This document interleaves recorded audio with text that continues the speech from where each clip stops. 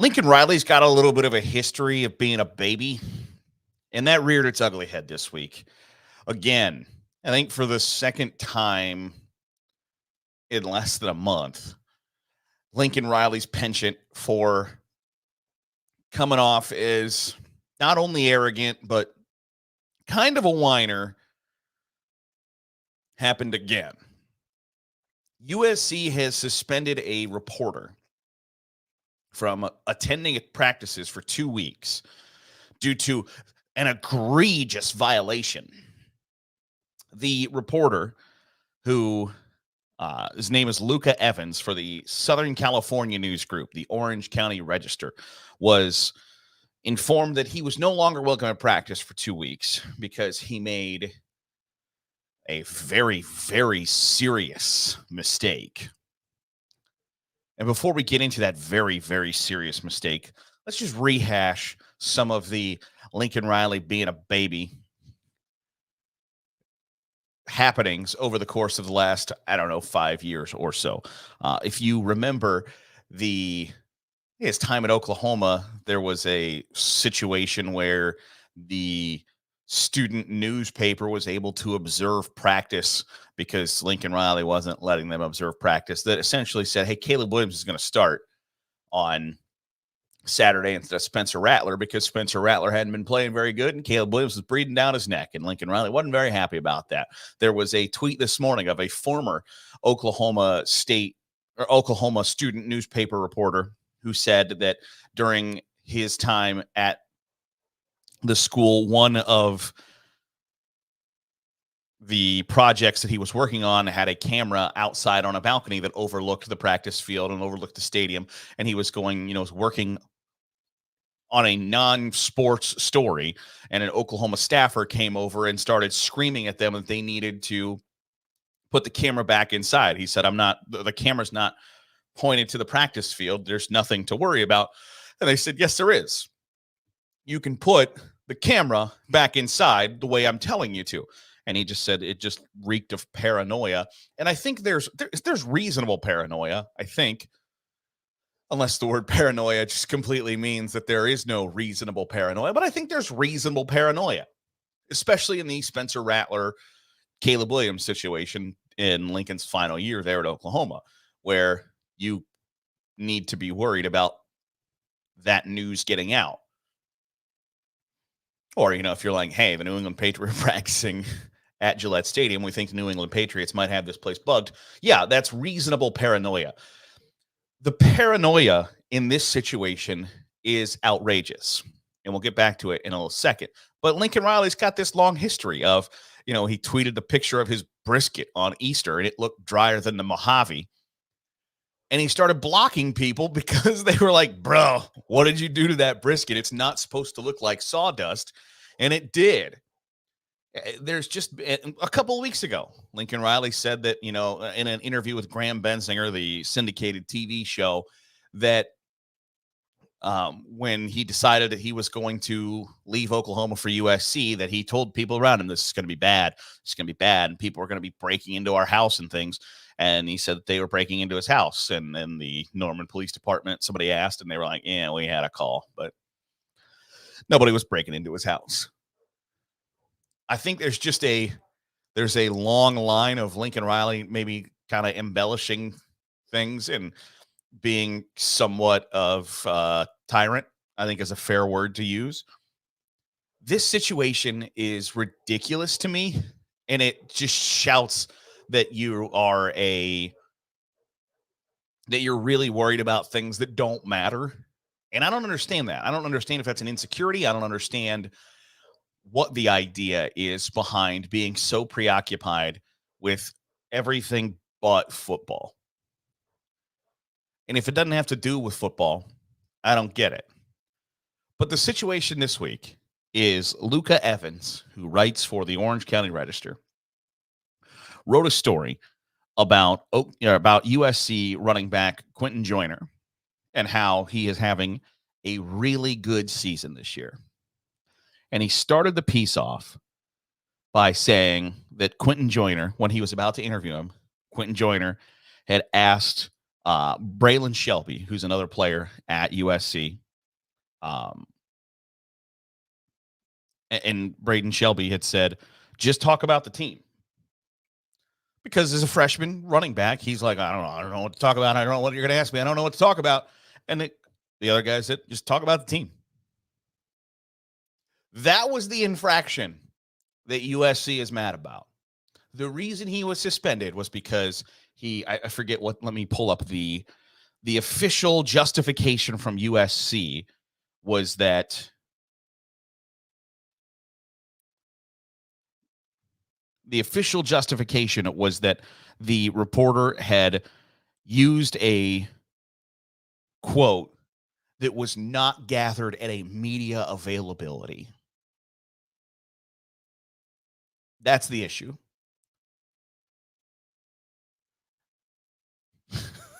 Since it wasn't designated as a media availability.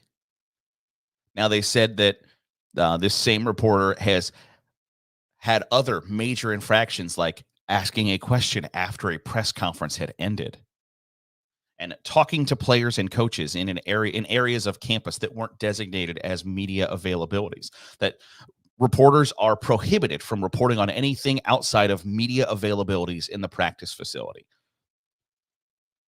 And if that's your policy, fine. But the idea that when a freshman running back is going to speak to the media for the first time, and the reporter says, somebody told him, just talk about the team, man, that is what leads to a 2-week suspension from USC credential. It's preposterous, and it reeks of Lincoln Riley continuing his long reign of being a baby. And Lincoln Riley gave this really long quote about, this is Lincoln Riley's quote.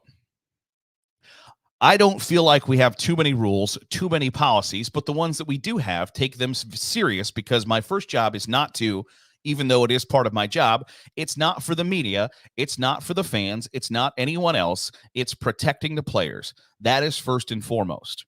I know the article in question was not accurate. There were multiple policies broken and felt like it was far enough that we needed to act. We look forward to welcoming the reporter back when the time is up. End quote. On what planet is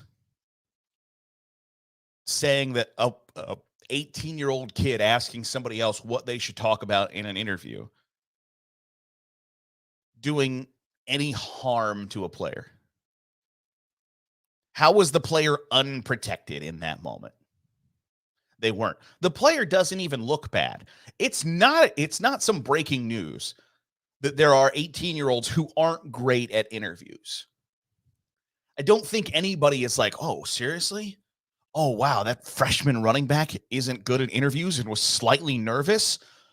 Man, this news reporter, he deserves to go to the guillotine.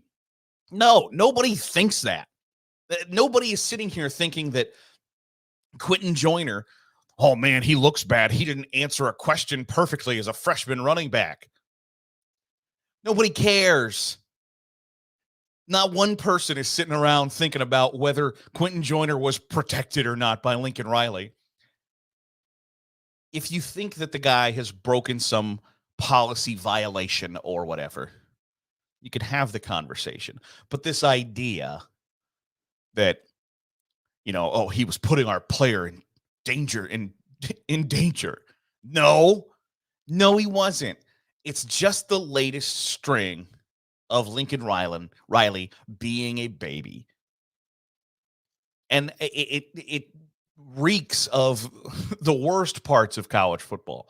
The worry about power and control and all of those things that go on, and then something bad happens and it all comes to the surface. But the people at Oklahoma, when Lincoln Riley left Oklahoma for USC, basically gave a hey, this guy really wasn't great to work with. Be careful what you wish for. It's going to be fine on the field, but it's very vindictive, retaliatory. I don't know if I said that. Retaliatory. That might be it. I don't know. that basically said Lincoln Riley's a good football coach, but he's a jerk. And he's not doing anything to dispel that reputation. He's not doing anything that makes you think like, you know what, he might got a bad rap in Norman. No, it's just here we go again. Here we go again.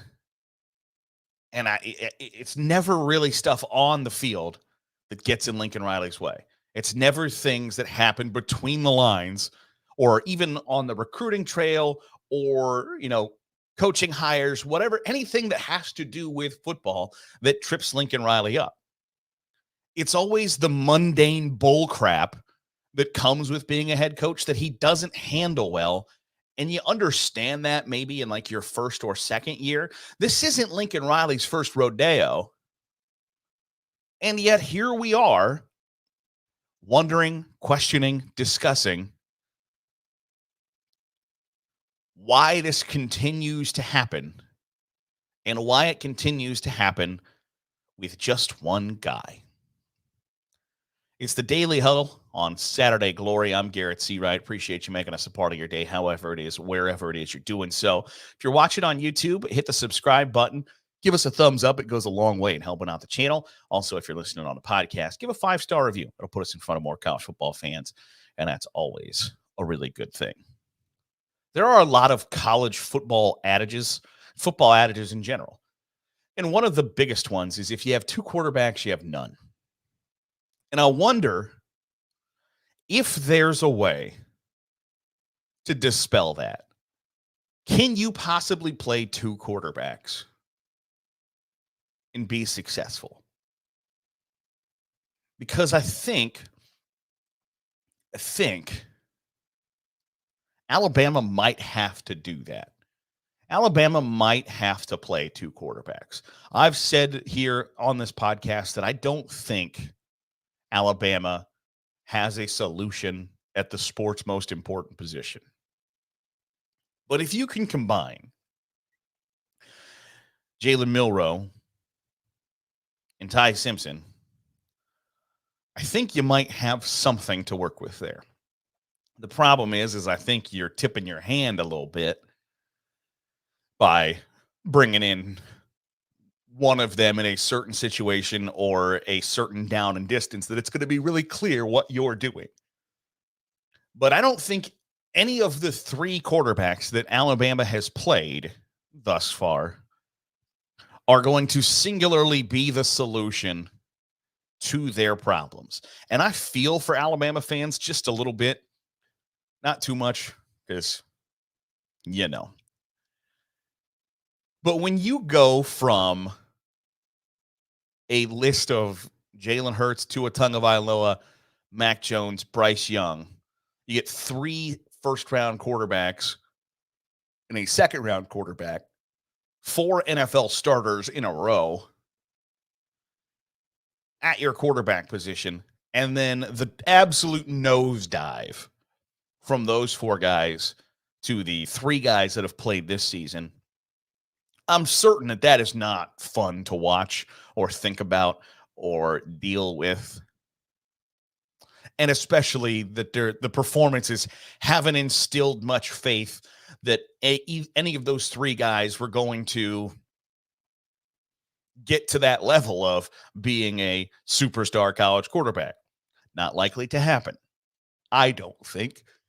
I think Milroe has shown that he's probably not the solution. I think Tyler Buchner got a favor from his offensive coordinator where Tommy Rees just said, okay, Milroe stunk. Let's try my guy. They tried my guy, and my guy did not go well.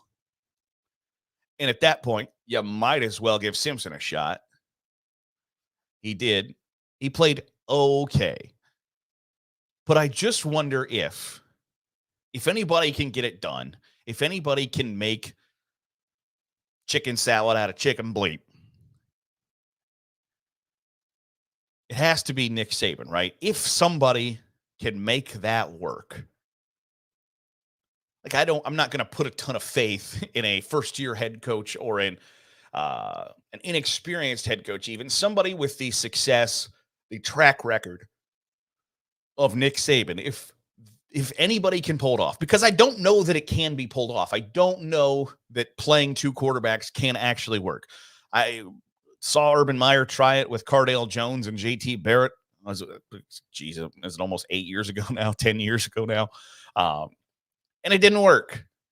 And you've seen other schools try it in the past where it just leads to problems.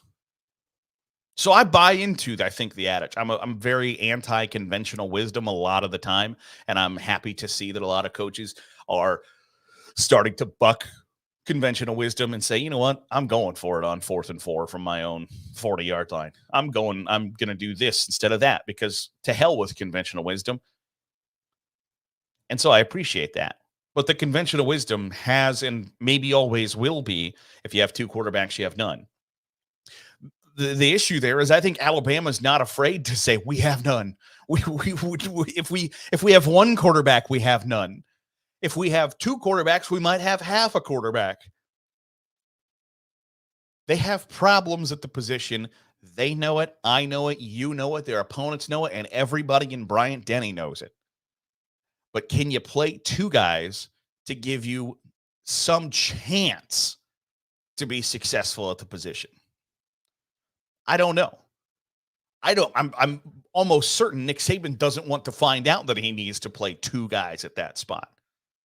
But something's got to give. And I think you got to look for out-of-the-box solutions to find the answer, because that's how bad the situation is in Tuscaloosa. Our final topic today, speaking of Alabama, speaking of SEC football, this is one of the most preposterous things I think I've ever heard a college football coach say, or somebody involved in football say. This is UAB coach Trent Dilfer talking about their game this Saturday. Brent, you played in a lot of big-time atmospheres like Athens. How do you... I've never played anything like this. I've been to one SEC game. My daughter's being recruited at University of Alabama, and we went to the Ole Miss Alabama game. And to this day, I think the Kentucky Derby is the coolest thing I've ever been able to go to, live sports. I think it's better than Super Bowls. An SEC football game at night is way better atmosphere than a Super Bowl. I think it's the second coolest thing I've ever been to as a spectator. So I'm personally really excited about going to an SEC game at night. It's different. I mean, their slogan is just means more. It's different. It's true. Trent, come on now. I know that you want to be an SEC head coach at some point. You don't need to start angling for it after a 1-2 start at UAB. That is ridiculous.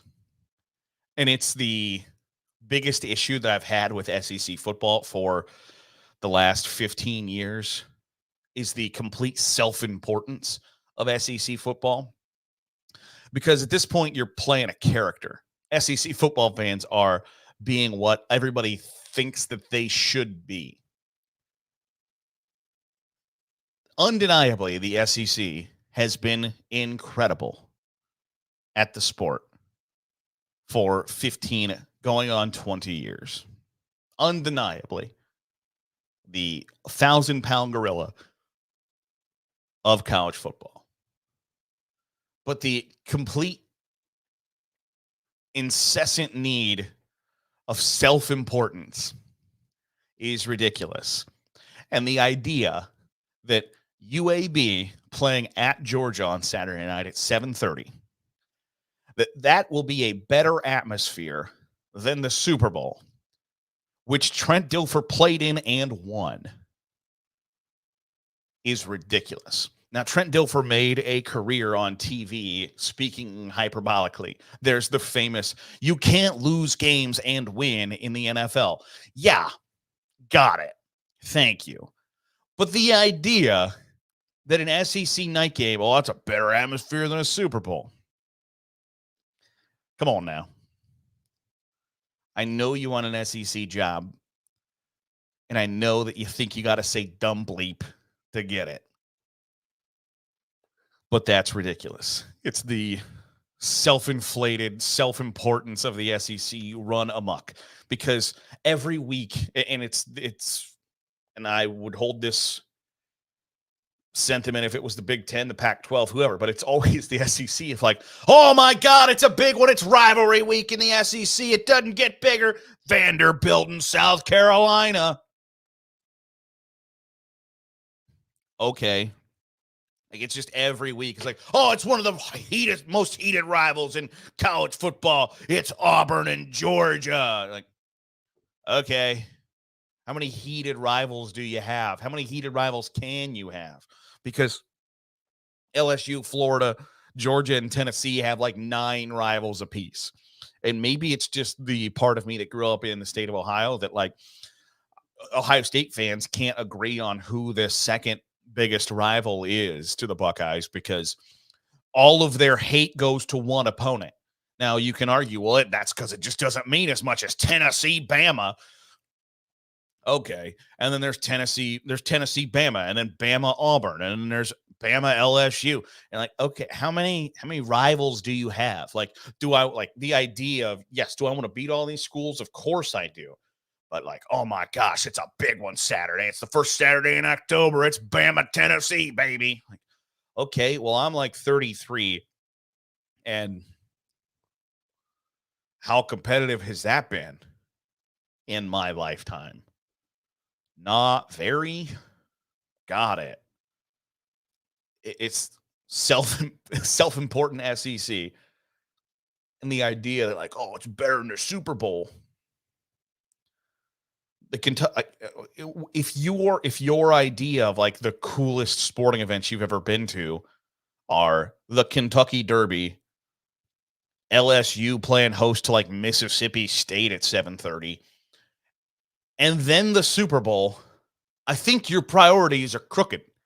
I think your rating might be poppycock, especially a Super Bowl that you played in and won. It's ridiculous. So, like, kudos to you for angling to get, like, the Mississippi State job when Zach Arnett gets fired in, like, 3 years. But you're going to have to wait a while, Trent, and you're going to have to be, like, good as a coach rather than getting waxed by Georgia Southern and Louisiana before you can get that SEC head coaching job. Been a little saucy today. Been a little salty, saucy, angry. We'll try again tomorrow. This has been the Daily Huddle on Saturday Glory. I'm Garrett Seawright. Thanks for making us a part of your day. We'll check back in with you tomorrow for a full preview of a big week of college football. 6 games featuring ranked opponents, and then other ones that matter just as much as those ones do, too. And we'll talk about it tomorrow right here on the Daily Huddle. We'll see you.